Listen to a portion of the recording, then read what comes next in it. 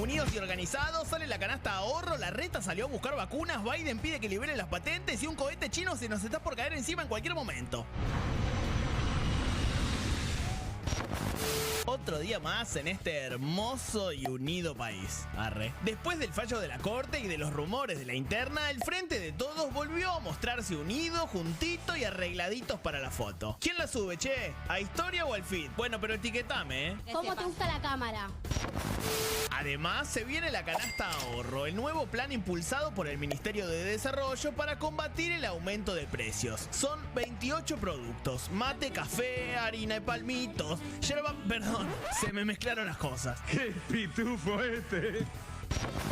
Por otro lado, Horacio Rodríguez Larreta se sentó con una representante de la Casa Blanca para tratar de negociar vacunas por su cuenta. Qué sé yo, Horacio, en una de esas los enganchás dulces. ¿No viste lo que dijo Biden hoy? Por más loco que parezca, Joe Biden respaldó la suspensión de las patentes de las vacunas contra el coronavirus. El miedo que me da cuando se ponen buenos. No te persigas, loco, vos te vivís perseguir. Arranca Fuego Amigo, un programa que a la liberación de patentes la sigue desde Cemento. Buenas noches a todas, a todos, a todos. Hola Diego, ¿cómo andás? Hola, ¿Qué Cata. programa tenemos hoy? Muchísimos invitados. Sí, para hablar de todo, de todos y de todos. En un día muy caliente de la política nacional va a estar el ex titular del sistema de medios, Hernán Lombardi. Estamos hablando exfuncionario de tiempos de Mauricio Macri. Y también va a estar Daniel Filmus, que es secretario de Malvinas. Para hablar, insisto, de todo en un día muy caliente de la política nacional. Pero además tenemos información exclusiva de nuestro equipo. Pablo, contanos, ¿qué tenés hoy? Todos los detalles y las repercusiones del pedido para liberar las patentes de las vacunas contra el coronavirus de Juan Domingo Biden. Se lo vamos a contar en un ratito nada más. Juan Domingo Biden, bien. ¿Dije bien? Como dijo Alberto, no perdón, sé, qué sé yo. Me equivoqué. Elizabeth. Vamos a hablar un poco de la nueva canasta de 100 productos a precios congelados hasta después de las elecciones. En un ratito contamos dónde lo vamos a conseguir y qué vamos a conseguir. Información importante que además vamos a estar hablando con Matías Tombolini acá también, de precios. Pero ahora el informe sobre los coletazos del fallo de la Corte Suprema sobre el tema de la presencialidad en las escuelas.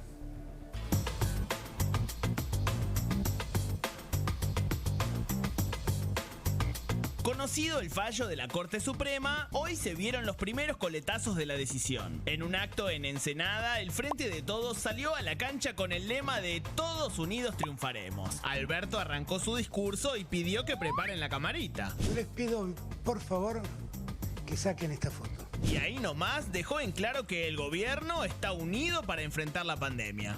Grábense esta foto. Esta es la foto de nuestra unidad. Kicillof remarcó la importancia de las medidas sanitarias que tomó el presidente y de paso le tiró un palito a la oposición.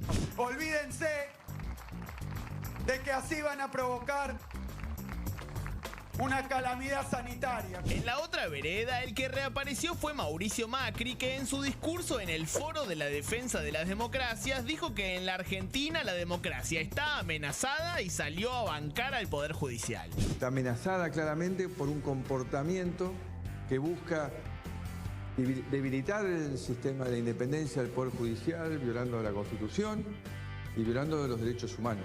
Y además se subió a la pelea contra el oficialismo. No hay ninguna crisis sanitaria que justifique que nos arrebaten nuestras libertades. Volviendo al gobierno nacional, el que también se mostró en contra del fallo de la Corte y dijo que esperaba que prime la competencia del gobierno por sobre la ciudad, fue el jefe de gabinete de la provincia, Carlos Bianco, que se despachó sin eufemismos. Parece injusto que los bonaerenses tengamos que hacer un esfuerzo adicional a los porteños para salvar las propias vidas de los porteños. Después de los rumores de peleas e internas, la coalición de gobierno se mostró bien unida para enfrentar la pandemia y dejó en claro que van a seguir tomando medidas sanitarias. ¿Terminarán todas en la justicia o lograrán acuerdos con la ciudad? Bueno, muchos temas para hablar con Lombardi y con Filmus, pero me gustaría arrancar con esto que estamos viendo atrás. La foto política del día, Alberto Fernández, Cristina Kirchner, ahí está también, por supuesto, Kicillof, que me parece que seguramente esto va a dar mucho, pero mucho que hablar. Voy a arrancar con eso, y le damos la bienvenida a Lombardi, y quiero preguntar sobre esa foto. ¿Qué tal? ¿Cómo están? No, me parece una foto lógica. Nosotros siempre sostuvimos que el Frente de Todos es una unidad política y que tiene una jefa política en Cristina Fernández. A mí eso me parece natural y lógico. Me parece que hurgar en esas diferencias entre los gobiernos no sirve para nada. Hay una unidad con una jefa política. ¿Pero hay un mensaje ahí o no?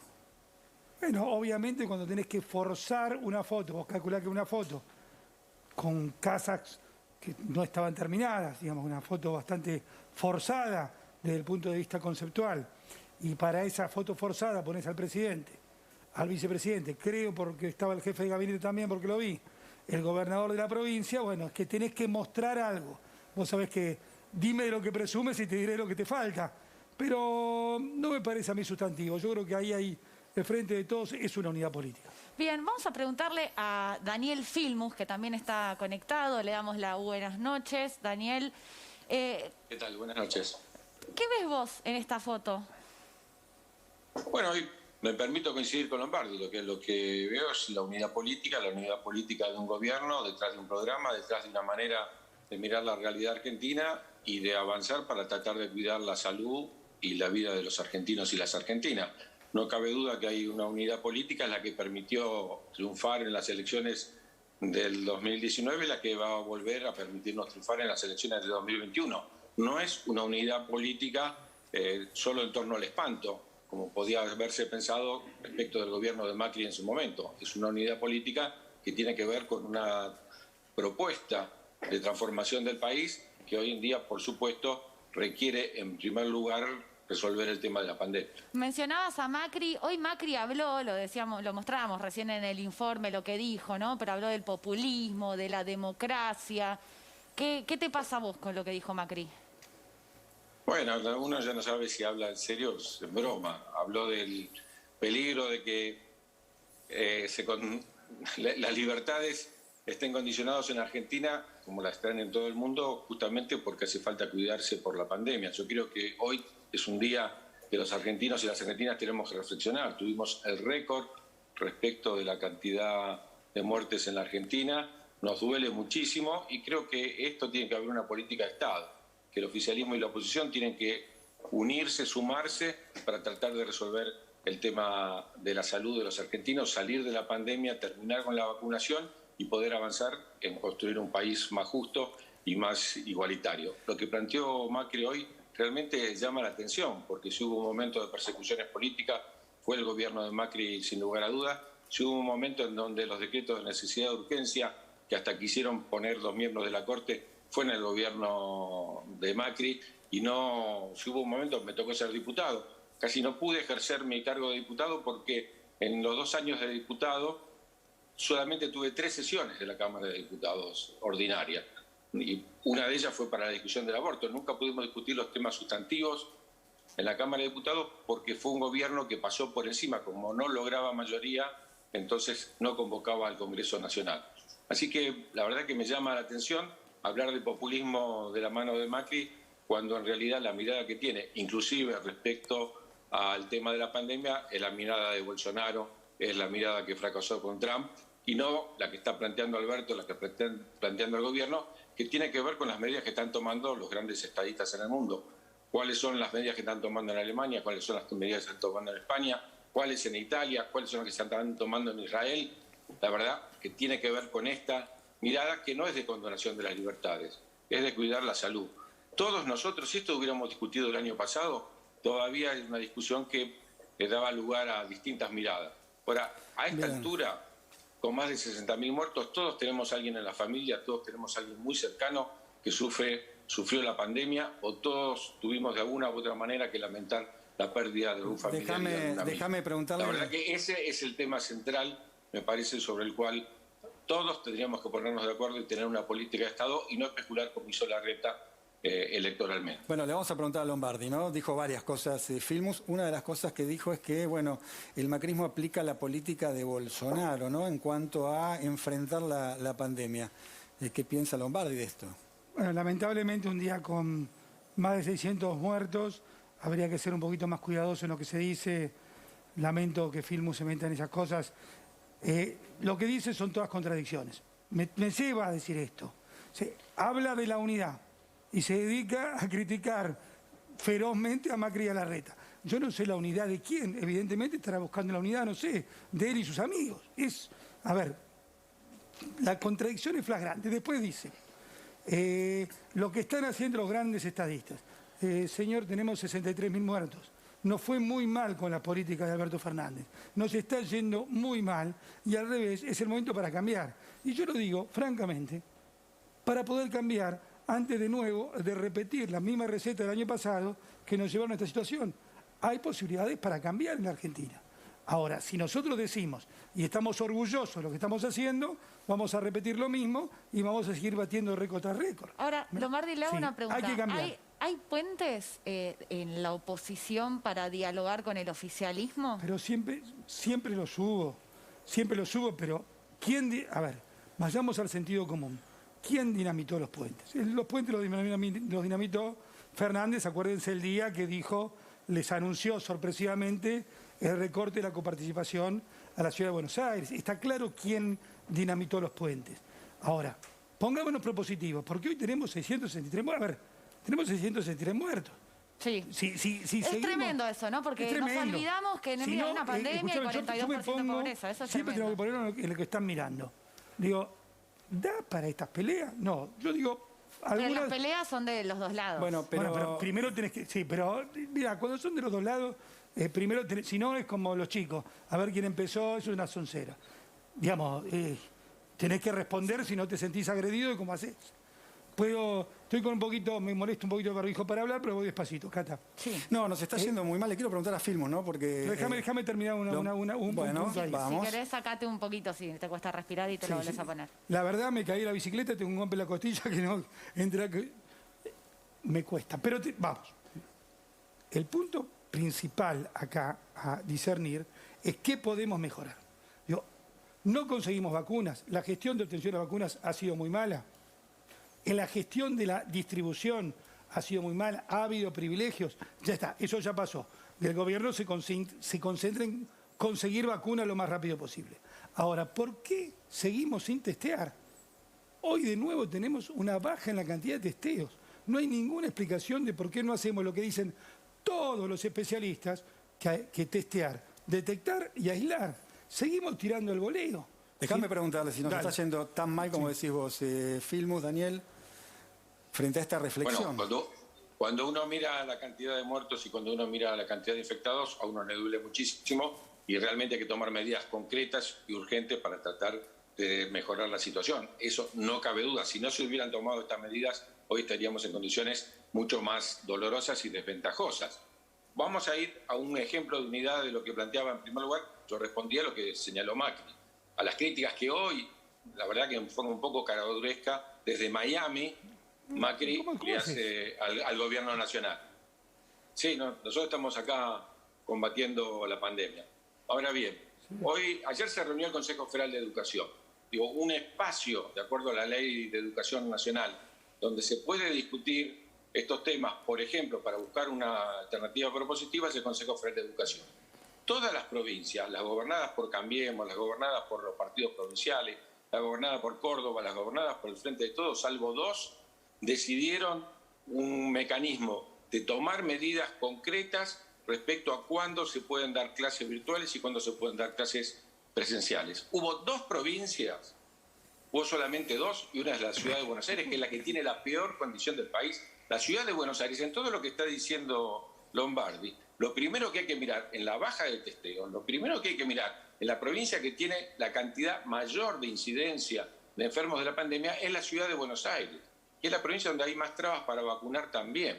Entonces, realmente lo que hay que hacer, Bueno, es A ver, muy un raro. segundo. Quiero decir que Hagamos provincias un punto como acá Jujuy, para que responda provincias como Lombardi. Corrientes, Filmus un segundo, responde Lombardi y seguís Sí, así. tres puntos. Primero, la Ciudad de Buenos Aires es la que proporcionalmente a las vacunas que recibió es la que más vacunó. Eso es los números. Si negamos los números es muy difícil hablar. Es la que más vacunó. A su vez es la que más testea. Son los números. Los números muestran, los números publicados por el Ministerio de Salud de la Nación es lo que más testea. Y segundo, respecto al Consejo Federal de Educación, había una resolución del Consejo Federal de Educación 4 horas antes del decreto 241 del presidente de la Nación, donde instaba las clases presenciales. Usted lo sabe bien. El Consejo Federal de Educación había resuelto clases presenciales 4 horas antes del decreto, con el voto unánime de las provincias argentinas y de la Nación, y del Ministro de Educación de la Nación. A ver, Filmus menea la cabeza, no sé a qué punto, no digamos, porque no es así. A ver. ¿Cómo el era? Consejo Federal de Educación, que yo creo que es lo que hay que aplicar sin lugar a duda, a partir de la reunión de ayer también, fijó en el mes de octubre un semáforo donde dijo en qué condiciones, con luz verde, se puede dar clases presenciales sin ninguna restricción, en cuáles con luz amarilla, teniendo algunos cuidados, y en cuáles con luz roja. La ciudad de Buenos Aires y el AMBA, las dos, tienen luz roja, de acuerdo a lo que decidió en octubre. ¿Y quién votó en octubre? Las 24 jurisdicciones. Así que esa luz roja en la ciudad de Buenos Aires y en el Gran Buenos Aires la votó la ministra de Educación de la ciudad de Buenos Aires, que después fue arrastrada por el jefe de gobierno de la ciudad de Buenos Aires o por Patricia Bullrich, o vaya a saber por quién, para oponerse al gobierno nacional.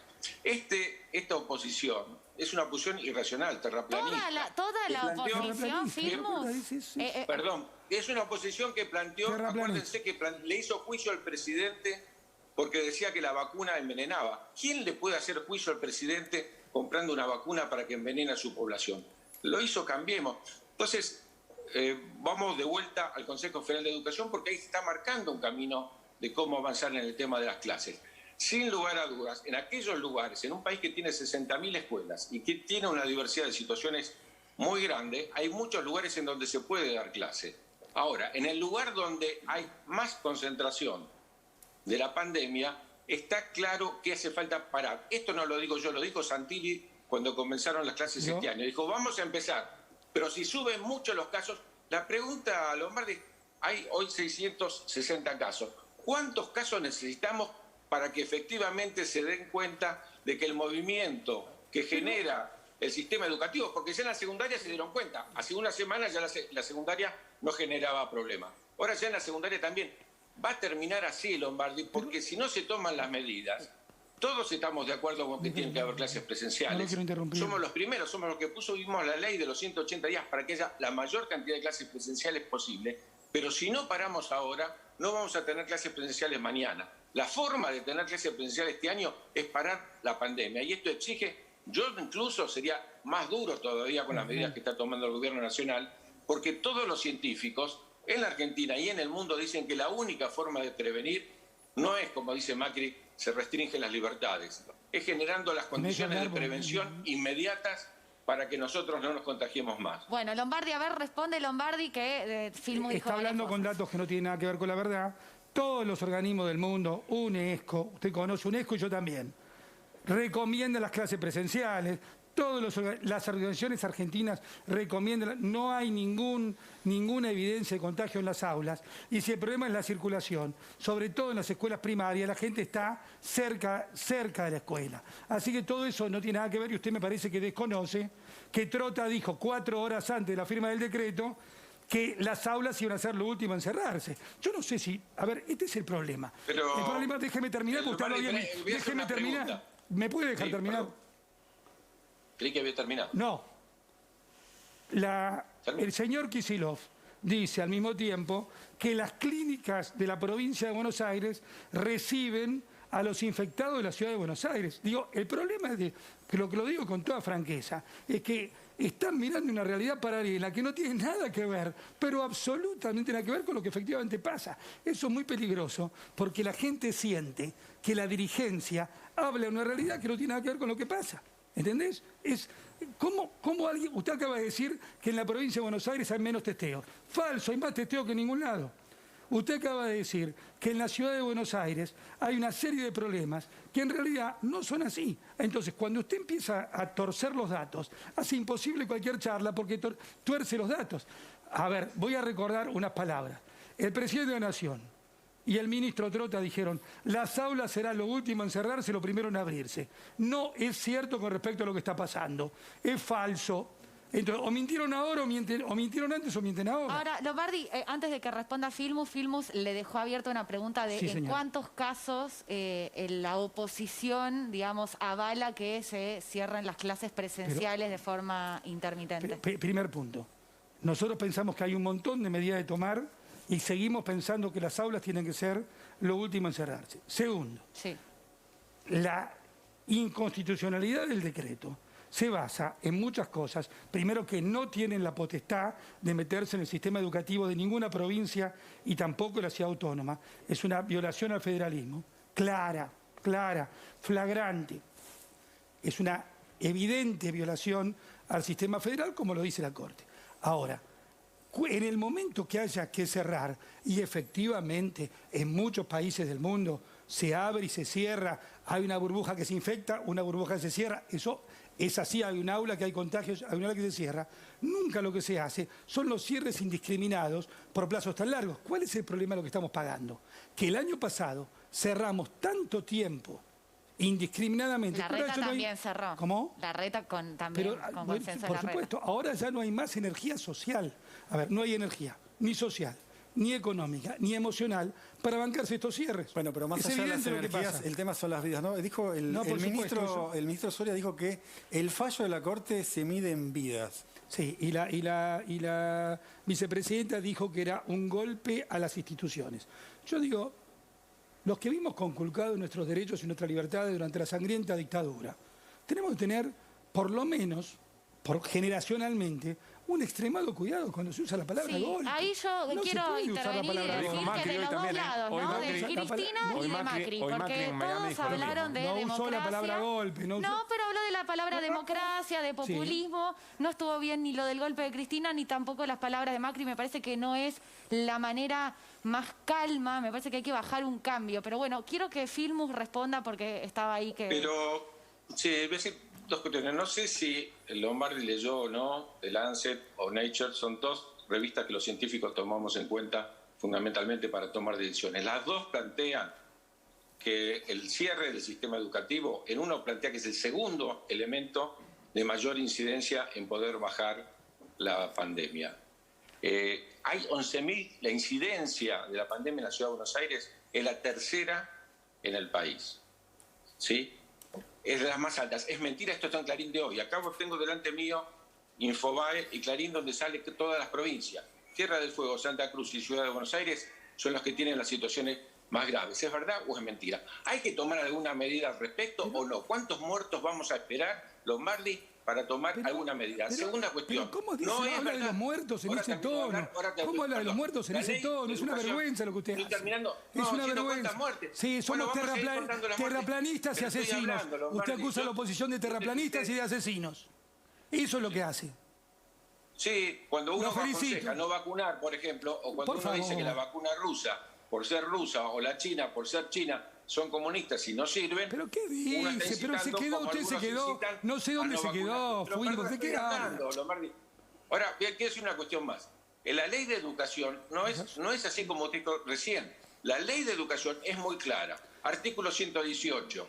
El Consejo Federal de Educación, las resoluciones que toma son obligatorias. Sobre cuestiones educativas. Me extraña que usted, que la redactó en la época de Menem, no la conozca bien.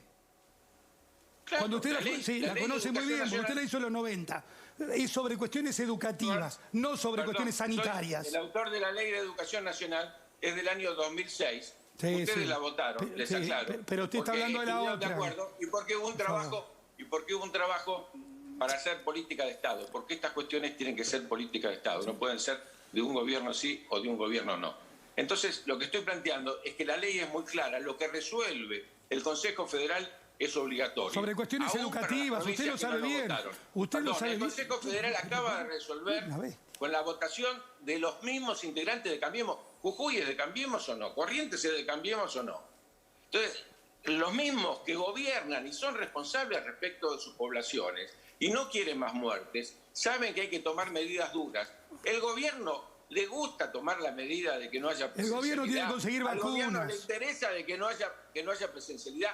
Lombardi, cuando yo fui secretario de Educación. Cuando me fui de la Secretaría de Educación de la Ciudad de Buenos Aires, el 28% del presupuesto era educativo. Ahora es el 17%. Si les preocupa la educación, ¿por qué dijeron que los chicos caen en la escuela pública? ¿Por qué cerraban universidades? Por favor, ¿por qué eso es falso. cerraron escuelas? ¿Dónde están los 3.000 jardines que prometieron? Es lo mínimo básico. No les preocupa la educación, y mucho menos la educación pública, porque no tienen idea de lo que es y la han destruido. Daniel, hagamos un punto así. El Producto Bruto Interno dedicado a educación era el 6 puntos, estoy citando al CIPEC, era 6 puntos en el año 2015. En el 2019 es 4.9. El CIPEC contratado por el gobierno de Macri. Daniel. Entonces, si les preocupa la educación, no hagan con la gente que está enferma, con la gente que está en condiciones realmente de temor con la pandemia. No jueguen con eso. Le hago un llamado solidario a los dos. Pero a mí no me hagas ningún llamado, si lo él ya habla solo. No, le hago un llamado solidario a los dos. Digo, por favor. Un poquito más breves. Así pueden hablar los dos y pueden responder las cosas que se están diciendo. Simplemente eso. Además pensemos que, digamos, estamos en un momento donde hay muertos, hay contagios, hay pobreza. Es un momento complicado en el mundo y en el país y me parece que está bueno que puedan hablar oficialismo y oposición con calma y nos podamos escuchar. A ver, algunos consensos tienen que haber en algunas cosas básicas, como por ejemplo administrar la urgencia en una pandemia, Hernán. Entonces vamos, Cata. Sí. Yo me quedé... una cosa muy breve, te voy a dejar, una cosa muy breve porque Filmus dijo, yo tomaría medidas mucho más drásticas. Te pido brevedad en la respuesta. ¿A qué te referís, Daniel? Tomaría medidas de mayor restricción en la circulación. Creo que estamos en el momento más difícil. Yo soy parte de un grupo de científicos que se llama CITA, Ciencia y Tecnología Argentina, y realmente los principales científicos del país, sin ninguna adscripción a ninguna fuerza política, están planteándonos que escuchemos a todas las fuerzas políticas, no solo al gobierno, que escuchemos y extrememos durante 15 días medidas más fuertes en cuanto a la restricción de la circulación. No hay otra forma de prevenir la pandemia aparte de la vacuna.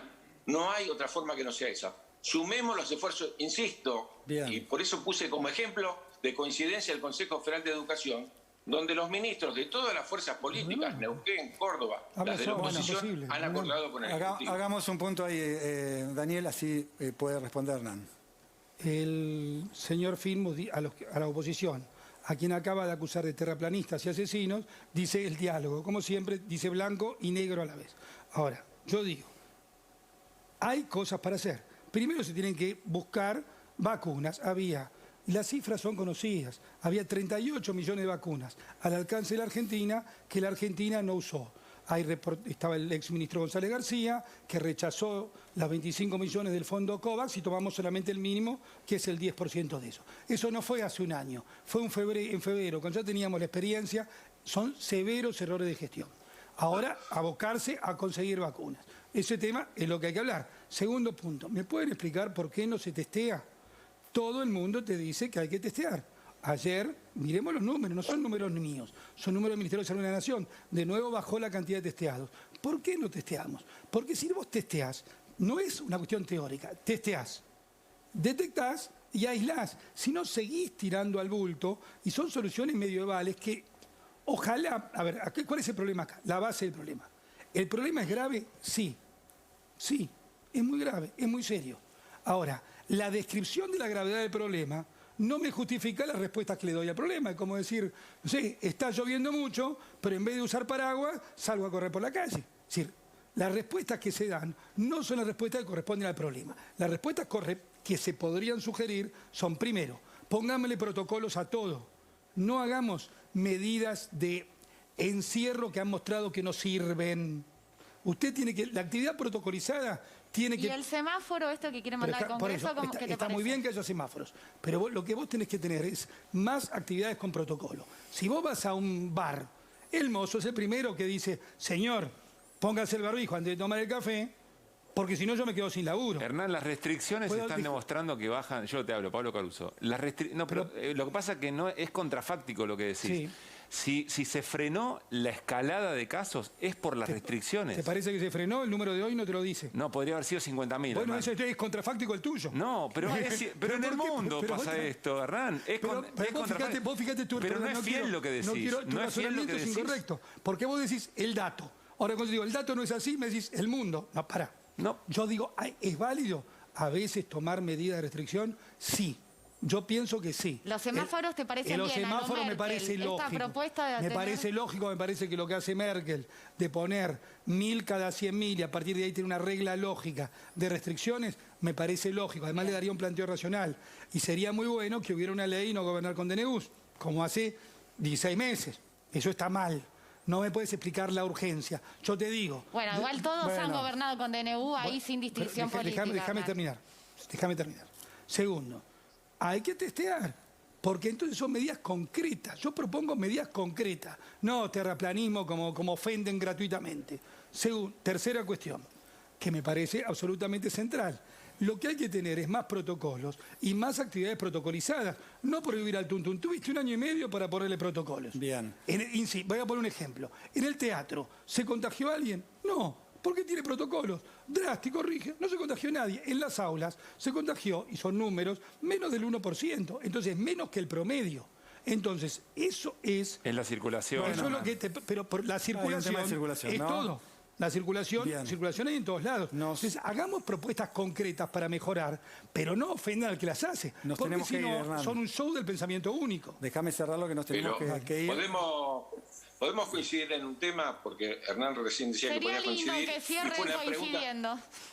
Claro, discutir en el Congreso una muy buena propuesta que estandarice cuáles son las medidas que hay que tomar, pero que se preocupe fundamentalmente por restringir, en este momento tan duro para la Argentina, por restringir el tránsito, por restringir las formas en que se produce el contagio. Si logramos esto, si logramos una ley, y esa ley, porque esto es realmente de la dirigencia política, si la dirigencia política se pone los pantalones largos y discute en el Congreso una ley sin ir a partidismos, que pueda concentrar el conjunto de la opinión pública en una mirada de consenso respecto a las medidas restrictivas a tomar, sería un paso adelante importante. Eso ya lo hizo el Consejo Federal de Educación. Eso es lo que debiera hacer el Congreso Nacional. Gracias, Daniel. Yo estoy de acuerdo en esa posición. Gracias, Lombardi. Lo que te estoy diciendo. Cerramos ahí. Estamos de acuerdo. Sí, pero me cerraste demasiadas veces hoy.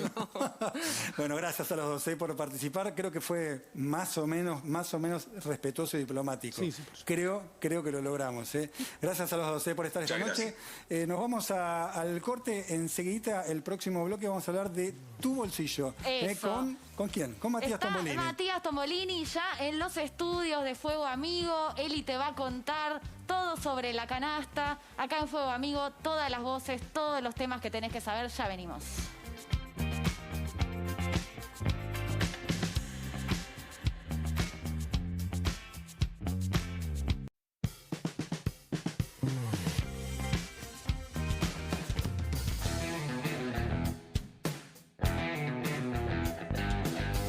El salario y el bolsillo de las y los argentinos pierden cada vez más ante la inflación y el aumento de precios. Es un aumento fuertísimo de los precios internacionales de casi todas las materias primas que Argentina produce y consume. Para paliar los aumentos, se dispuso en las grandes cadenas de supermercados los programas Precios Cuidados y Precios Máximos. Con 15 pesos me hago alto guiso. El problema es que en los comercios más pequeños y de barrio, estas medidas son inexistentes. De noche desenchufan las heladeras, querido. En esta línea, hoy el ministro de Desarrollo Social confirmó el lanzamiento de la Canasta Ahorro, 28 productos a precios rebajados destinada a 60 ferias de barrios populares. Apuntamos a que el productor le venda directamente al consumidor, a bajar el tema del precio de los alimentos, que es el problema más grave, y que la gente pueda tener realmente ahorro en un contexto tan difícil. Además, el gobierno y alimenticias negocian una nueva canasta de precios congelados por 6 meses con alcance a almacenes, autoservicios de barrio y supermercados chinos. Necesitamos, con todas las medidas que correspondan, ir logrando que los precios vayan teniendo un sendero mucho más razonable y consistente con los objetivos de la política económica. A pesar de los programas para contener la suba de precios, la inflación y los aumentos avanzan. Entonces, ¿cuál es la solución para frenar el aumento de precios?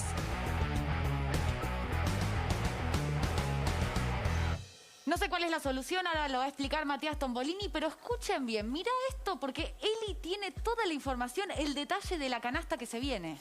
Sí, la canasta se va a lanzar seguramente la próxima semana. Son 100 productos básicos, básicamente alimentos de consumo diario, y reemplazará un poco a lo que es hoy el programa Precios Máximos, que vence el próximo 15 de mayo. Las empresas están comprometidas a garantizar la presencia de todos estos productos. Hay un gato en el estudio, Eli, pero vamos a seguir hablando. Están en el medio del piso. Acá. ¿Quieres saber de la canasta por ahí? Dos gatos, ahí va.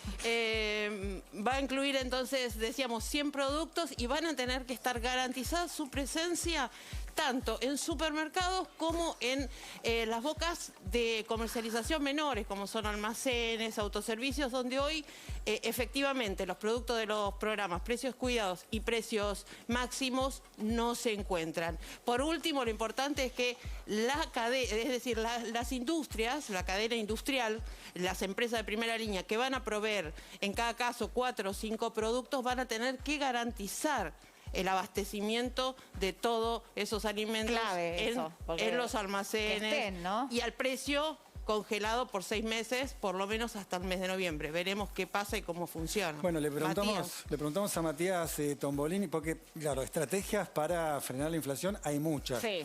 ¿Han funcionado? Creo que casi ninguna. No. Pero se lo pregunto a Matías. ¿Cómo estás? Buenas noches. ¿Qué tal? Buenas noches. Gracias por invitarme.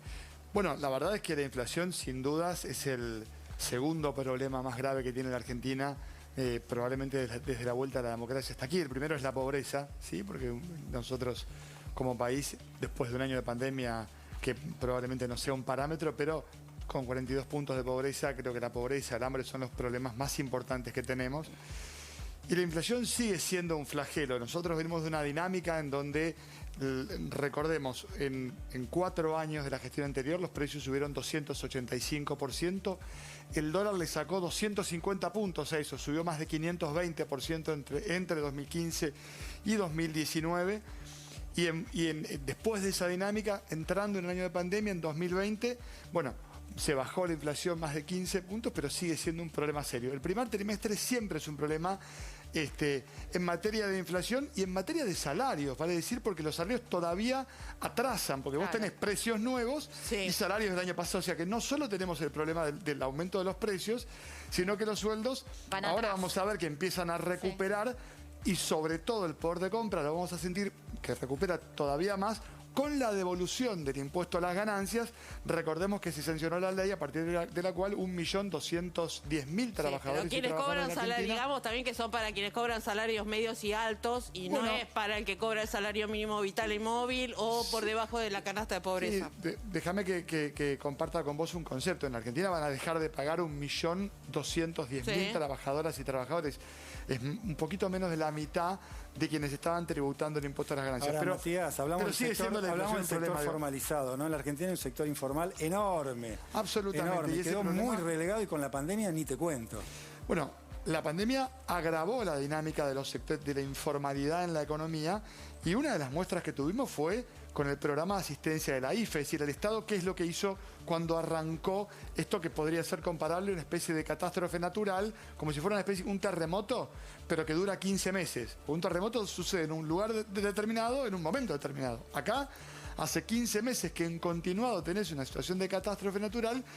Y entonces, ¿qué hacen los estados? Desplegan lo que se llaman políticas de mitigación, que lo que intentan hacer es, bueno, morigerar la onda expansiva justamente de este terremoto. Ahora, con el IFE quedó muy claro lo que decís vos.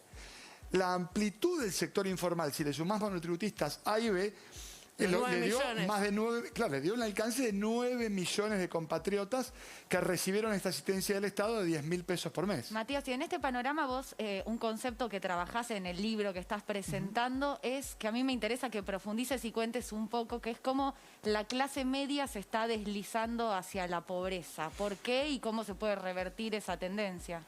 A ver, empiezo por el final de la pregunta, Cata. ¿Cómo revertimos esa dinámica? Bueno, muy simple. Los salarios le tienen que ganar a los precios en la Argentina. Si nosotros como proyecto político no logramos que recupere el poder de compra del salario, mezclando baja de impuestos a las ganancias y mejora de la competitividad del salario por mejora de la productividad y mejora en la distribución de la renta en la Argentina, habremos fracasado como proyecto político. No hay ningún tipo de duda. Mira, si vos mirás qué pasó en el proyecto anterior, lo que vas a ver es que la inflación fue 2,85 y los salarios subieron en promedio 2,28. ¿Sí? O sea que se perdió mucho poder de compra, por eso el consumo cayó 8%. Sí, pero el último año perdiste 7 puntos. Tomando febrero, si vos tomás desde el 10 de diciembre, vas a ver que depende del sector privado está empatando, sector público pierde 19, registrados pierde 2 puntos, y como estás tomando los primeros 2 meses del año, vas a sentir el impacto justamente porque el dato es a febrero, que estás mirando, en marzo te va a dar probablemente peor. ¿Qué señal hay? Porque tenés precios nuevos y salarios viejos en el primer trimestre del año, sobre todo. ¿Qué señal hay, Matías, para esa gente que vos señalas en el libro, ¿no? Que no puede ya pagar las expensas, que dejó la medicina prepaga? Es decir, ¿cuál es la respuesta del gobierno ante esa clase media que fue retrocediendo? Que cada vez es más, hay que decirlo, sin ¿no? duda. Cada vez hay más gente con problemas que antes podía pagar un alquiler tranquilamente y ya no. Mira, nosotros ahí tenemos, me parece que desplegar, o estamos desplegando un conjunto de herramientas. La primera tiene que ver con una discusión que se dio, ¿qué pasa por las tarifas? Nosotros, como proyecto político, entendemos que si la luz subió 1.925% del 15 al 19, ¿no? Del 15 al 19, si el gas subió más de 920 puntos, y el agua 840, claramente este es el tiempo en donde el ajuste de tarifas tiene que ser en función de lo que puede pagar la gente, no de que le cierren los balances a las compañías. Dicho eso, lo que se busca es una política en donde el año pasado, o sea, está con Basualdo y no con Guzmán, digo, por no, es que es un error. No, pero vos sabés que eso es un error. A mí me parece que ahí hay una interpretación múltiple, y sigo abriendo ventanitas en la conversación. No hay una diferencia de criterio central. El gobierno es un gobierno que presenta homogeneidad en el centro, es decir, los valores son los mismos, y heterogeneidad en los bordes. Puede haber debate. Las coaliciones de gobierno son pero no parecía solo un debate, ¿no? Había un funcionario que se anunció como desplazado.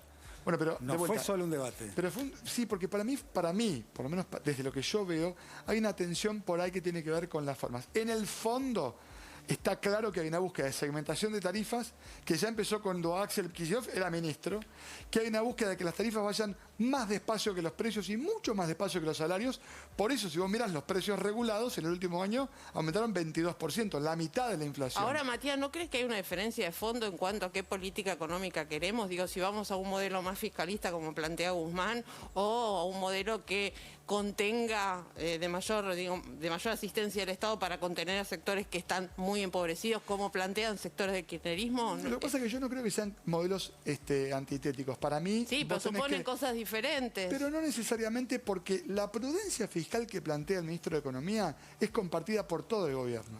Ahí no hay una cuestión que no haya, digamos, un criterio, casi te diría, unánime. La pregunta es, ¿cómo atendés con políticas de mitigación una economía que de vuelta se cierra, que no tiene los niveles de cierre que compartían la ciudad, la provincia y la nación? Que, por cierto, escuchando el debate anterior, ¿cuántos anuncios compartieron la ciudad, la provincia y la nación en sus máximos exponentes el año pasado? Lo contamos en el libro. 13 veces. 13, con la fecha. Y que anunciaron continuidad a las restricciones. Entonces, claramente eso impactó de lleno a la economía, y lo que hay es una pregunta de, bueno, ¿cuál es el nivel de asistencia? Bueno, ahí también tenés una política que tiene que ver con el lugar donde yo soy vicepresidente, que es el Banco Nación. Claro. 70.000 millones de pesos aproximadamente, solamente en el Banco Nación, que se dieron como asistencia, una tasa que está por debajo de la inflación, pero por supuesto hay muchísimo para hacer. ¿Se tiene que pagar otro IFE? Bueno, yo creo que en la medida en que no abramos la economía pronto, va a haber que pensar alguna política de ingreso, que si no es el IFE, veremos cuál es, que tiene que, de vuelta, que dialoga entre las restricciones que la Argentina tiene, porque empezó así la pandemia en la Argentina, con las manos atrás de la espalda, porque no tenía a quién pedirle prestado, porque no tenía margen fiscal, y porque claramente venía de un proceso inflacionario que era de más de 53 puntos. En ese libro, móstralo si querés, ¿están las respuestas a todo esto que estamos preguntando? Mira, La otra campana, de Matías Tombolini, ya está a la venta en todas las librerías. Ya está a la venta en todas las librerías. Es básicamente una historia del presente argentino narrada en tiempo real, como dice la bajada. Lo que tenés acá es una narrativa alternativa. Como dice Piketty, hoy en el mundo lo que tenés son competencias de narrativas. Y quien nos está mirando seguramente vas a elegir o creerme a mí, y creerle a Filmus, o creerle a Lombardi. Yo lo que te propongo en el libro básicamente es, bueno, ¿cuál es el conjunto de valores, por lo menos desde mi punto de vista que yo comparto, que me parece que esto es central en la manera que tiene de decidir Alberto? Alberto está decidiendo en función de lo que es correcto, no de lo que le conviene. Porque si fuera lo que le conviene, probablemente se comportaría más parecido a como se comporta la ciudad. Bien. Que se comportó de un modo el año pasado y de otro modo este año. Lo que tenés acá también son muchos datos que sustentan una manera de pensar. Bien, y tiene cámaras, Matías le habla y vende su libro mirando a la cámara. Como tiene que ser. Si no ves el libro no vas a saber cómo es. Acordate la otra campana. Danos buenos tips, Matías, para la próxima. Gracias por estar esta noche en Fuego Amigo, Matías. Sí. Pequeño corte y regresamos con más Fuego Amigo.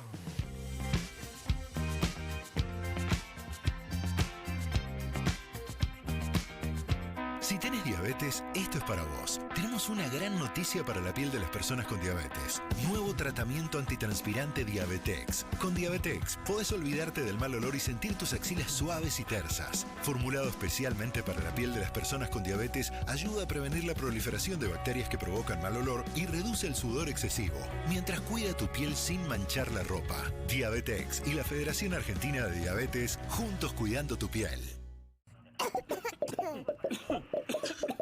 Alivia la tos de toda tu familia con el nuevo Tucol familiar. Expulsa la tos y la flema de manera efectiva. Disminuye la viscosidad del moco, formando un film que recubre suavemente la garganta irritada. Gracias a su nueva fórmula enriquecida con miel y tomillo, volvé a sentir el placer de respirar. Nuevo Tucol familiar, el expulsador de tos y flema. Tengo los espasmos, los cólicos. Pensé que era normal que por comer apurada se me hinchara la panza. Es increíble, enseguida todo lo que me pasa por acá. Si tenés inflamación, cólicos, dolor, espasmos, gases, UG5 es el primer medicamento con guayaba de origen natural para tu intestino cuando está sensible, que te desinflama y alivia el dolor. Se siente la diferencia. ¿Querés saber más? Consulta a nuestro especialista en intestinosensible.com. Gérmenes, Next. Bacterias, Next. Las toallitas antibacteriales ahora son Next. Tienen doble acción. La trama de su fibra y la exclusiva fórmula de Next arrastran y eliminan el 99,9% de bacterias. Protección en tus manos para seguir adelante con tu vida. Nueva línea antibacterial Next. A los gérmenes y bacterias también deciles Next. ¿Querés tu pelo más rubio y a la vez cuidado? Logra un rubio natural y brillante. Tío Nacho aclarante con manzanilla. Combina las propiedades aclarantes de la manzanilla con la infinita nutrición de la jalea real, aclarando progresivamente tu pelo para que cada vez se vea más rubio, suave y brillante. Para un rubio natural, Tío Nacho aclarante con manzanilla. Dormí como quieras, pero dormí bien. Sleepy te ayuda a dormir antes para disfrutar 8 horas de sueño reparador sin producir acostumbramiento. Despedite del insomnio ocasional. Decile hola a un lindo despertar. Con Sleepy. Dormí bien. Seguro ya escuchaste hablar de la Evacopa, pero imagino que todavía te quedan dudas. La Evacopa es un recipiente de silicona para tu periodo menstrual que te permite correr, andar en bici, nadar sin derrames. Podés usarla por 12 horas seguidas. Para colocarla, la plegas en forma de C o en la llamada forma de twist. Créeme, es muy fácil. Además, como no genera residuos, nos amigamos con el medio ambiente. Y ni hablar de la plata que nos ahorramos. Anímate al cambio con Evacopa. Las arrugas gravitacionales por primera vez se reducen con un maquillaje. Nueva Cicatricure Gold Lift base de maquillaje. La primera en tratar las arrugas gravitacionales. Su exclusiva fórmula que combina péptidos con oro, calcio y silicio generan un efecto lifting a la vez que cubre uniformemente la piel. De textura flexible, logra un acabado natural reduciendo arrugas gravitacionales. Nueva Cicatricure Gold Lift base de maquillaje. Tafirol. Es paracetamol. Es lo que me deja tomar mi médico para el dolor. Cuando me duele la cabeza. Cuando me duele la muela. Tafirol. Es una marca innovadora. Lo que recomiendo para el dolor. Cuando me viene. Porque es fuerte contra el dolor. Tafirol. Porque es suave con tu estómago. Es lo que no puede faltar en el botiquín de tu casa. Cuando me duele la garganta. Tafirol. El analgésico número 1 de Argentina. Es poder confiar. Es garantía de calidad. Tafirol. Desde siempre, una respuesta seria al dolor. Mensaje avalado por la Sociedad Argentina de Medicina.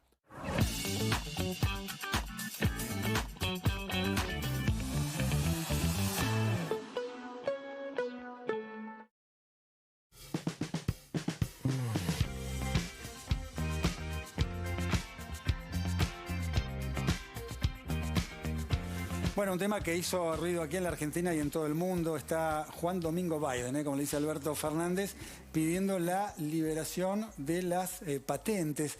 Y vamos a hablar de esto. Hablamos, por supuesto, de las patentes para las vacunas contra el COVID. Tema central, insisto, de la Argentina y del mundo que empieza a trascender en el día de hoy. Sí, y en Fuego Amigo le hemos dedicado programas enteros y estamos en comunicación con Ernesto Resnick, biólogo molecular, científico que gentilmente está en Fuego Amigo. Buenas noches, Ernesto. Contanos un poco qué significa esto que hizo Biden con las patentes. ¿Qué impacto puede llegar a tener en el acceso igualitario de las vacunas en el mundo? Bueno, el impacto lo veremos, ¿no? Porque creo que como discutimos con ustedes la semana pasada, o hace 2 semanas, no recuerdo, la liberación de las patentes sola no alcanza, hace falta la transferencia de tecnología. De todas maneras, es un paso, un avance impresionante que un gobierno de Estados Unidos reconozca la necesidad en la emergencia de liberar las patentes y que los países puedan tener por lo menos esa vía para producir las vacunas, ¿no? Creo que se debe fundamentalmente a que este es un gobierno más permeable a las presiones internas, políticas de su partido, de los que lo rodean, y al mundo en cuanto a relativamente ayudar al mundo a terminar con la pandemia. También se da en un contexto muy particular, que es la tremenda situación que se vive en India, que para Estados Unidos tiene un interés estratégico, y además es el país donde se hacen la mayor cantidad de vacunas del mundo se hacen en India. Así que, bueno, es relativamente más fácil que ahí liberar las patentes porque parte de la tecnología ya está transferida en India, con lo cual veremos si realmente esto termina siendo una explosión de hacer más vacunas más rápido o no. Eso está por verse. Bueno, eso te quería preguntar, ¿no? ¿Uno puede estimar los tiempos si efectivamente esto se pone en marcha? Mira, yo creo que en India esto puede tener un efecto rápido porque India es uno de los lugares del mundo de mayor fabricación de medicamentos, es el lugar de los genéricos, por eso es el lugar donde se están haciendo la mayor cantidad de vacunas. Pensemos que no son vacunas desarrolladas en India, son todas las vacunas del mundo. AstraZeneca fabrica, si no me equivoco, el 75% de sus vacunas están siendo hechas en India. Así que va a cambiar algo, creo que en India va a cambiar algo, va a ayudar, va a haber más empresas haciendo más vacunas. El asunto para el resto del mundo es si esto va a cambiar en cuanto a que nos lleguen esas vacunas de India. Ojalá tenga que ver con, además, mandar el know-how, o sea, esta transferencia de tecnología a todos los países del mundo donde se puede hacer, Argentina entre ellos, ¿no? Lo que estamos viendo ahora con que se va a hacer la Sputnik, se está haciendo la de AstraZeneca y se va a hacer la de Sinopharm. Argentina es uno de esos lugares que puede hacerlo, si le transfieren la tecnología para hacerlo. En la Argentina hay muchos laboratorios que lo pueden hacer. ¿Y de qué depende de que transfieran la tecnología? Y es la decisión de las empresas que únicamente lo hacen únicamente por conveniencia propia, o si el gobierno de Biden, como le han pedido muchos, hace unas semanas hubo una carta de 100 premios Nobel y 75 exmandatarios pidiendo que ponga presión en las compañías como Pfizer, Moderna, para que transfieran la tecnología a los países donde se puede producir la vacuna. Ahora, bueno, sabemos que cayeron las acciones, ¿no?, de esas compañías, pero la pregunta es que lo diga Biden, ¿lo podemos dar como un hecho consumado o simplemente el gobierno de Estados Unidos plantea esto y ahora hay que esperar a ver qué pasa? Bueno, primero tiene que ir a la WTO, a la Organización Mundial del Trabajo, de Comercio, para que la apruebe. Europa todavía está en contra de todo esto, así que tampoco es seguro que sea aprobado. Uno piensa que lo que Estados Unidos quiere que suceda, sucede, así que puede ocurrir, pero después viene la segunda parte. Bueno, va a haber además un empuje para esta transferencia de tecnología, va el gobierno norteamericano a empujar para que ocurra. Yo creo que esto tiene mucho que ver con India y la situación dramática de India, y posiblemente tenga un efecto en India que a la larga tiene efecto para todos también. Ernesto, yo no puedo, digamos, sumar este anuncio de Estados Unidos al discurso de Biden respecto a la sindicalización, a mejorar los sueldos, a decir que ese país no creció en Wall Street. ¿Lo puedo sumar a esta línea de pensamiento o vos lo separás? No, yo creo que sí, hay una línea de pensamiento. Creo que Biden nos está dando una sorpresa política en ese sentido. Ha salido hasta ahora, en cada tema ha salido un poquito por izquierda. Está llevando casi el programa de Bernie Sanders más que el de Biden. Así que yo creo que sí que está en la misma línea de la presión política interna, de su equipo de asesores. Está dispuesto a hacer lo más posible, lo más rápido posible, y vencer la pandemia es una prioridad para el gobierno de Biden, y con la conciencia de que si no se termina la pandemia en el mundo, no se termina en ningún lado, vuelve, ¿no? Qué bueno que haya un líder que piense esto, sobre todo el presidente de los Estados Unidos. Ojalá que ese que vos como estabas explicando recién, de transferir el know-how, del apoyo económico, se traduzca en eso y podamos acceder rápido a las vacunas. Ernesto, muchísimas gracias por estar en Fuego Amigos. Se nos va el programa. Vuelvas pronto. Muy bien, muchas gracias. Buenas noches. Buenas noches. Muy buenas noches. Nos vamos. Nos vamos. Gracias, Pablo. Gracias, Eli. Gracias a todos, a todas. Y a todos. Chau. Hasta mañana.